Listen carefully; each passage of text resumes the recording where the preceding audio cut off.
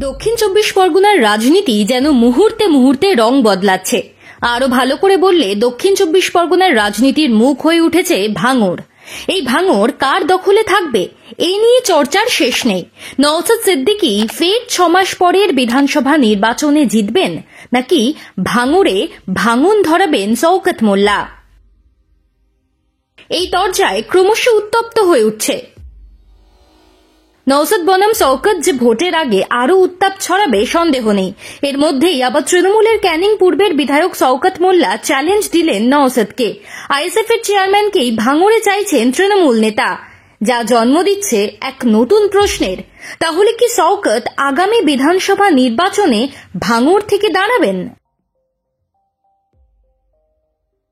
হালফিলে ভাঙড়ের দিকে তাকালে দেখা যাবে নওশাদ এবং শওকত ভোট প্রস্তুতিতে নেমে পড়েছেন। প্রতিদিনই কোনো না কোনো কর্মসূচিতে দেখা যায় যুযুধান দুই নেতাকে। একে অপরের বিরুদ্ধে স্লেশ থেকে চ্যালেঞ্জ, কিছুই বাদ দেন না। এবার শওকত ফের বিস্ফোরণ করলেন নওশাদের বিরুদ্ধে।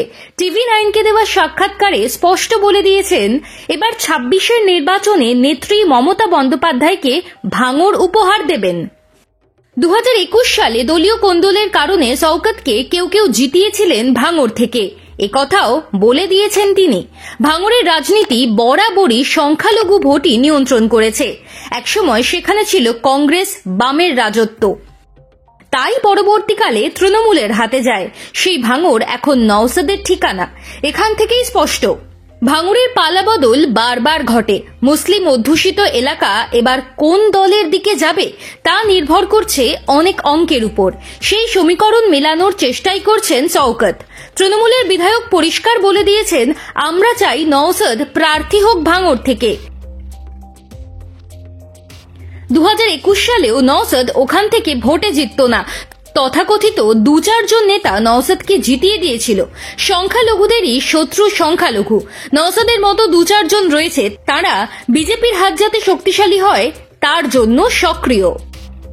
ভাঙড়ে নওশাদ বনাম শওকত চলছে অনেক দিন ধরেই। শওকত প্রকাশ্যে অনেক অভিযোগ করেছেন, তার বিরুদ্ধে আবার আদালতে মানহানির মামলাও করেছেন নওশাদ।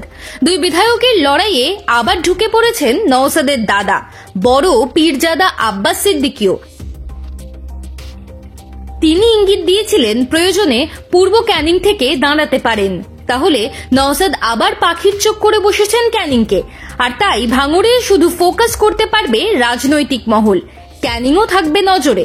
শওকত এই দুই কেন্দ্র দখলে নেবেন নাকি তাকে টক্কর দেবেন নওশাদ? উত্তাপ ক্রমশ বাড়ছে।